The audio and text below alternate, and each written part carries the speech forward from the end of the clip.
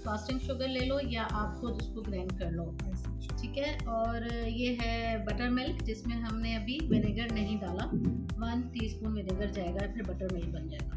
फिर 1/4 है oil, 1 teaspoon baking powder, half tea spoon मीठा सोडा और 1/4 आई थिंक 1/4 टीस्पून है आपका कॉफ़ी, ठीक है।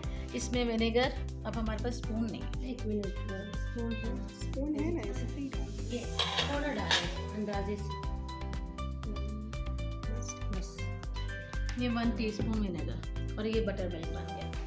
और 1 अंडा, बड़ा अंडा, 1 एग। इससे 35 ग्राम, 35।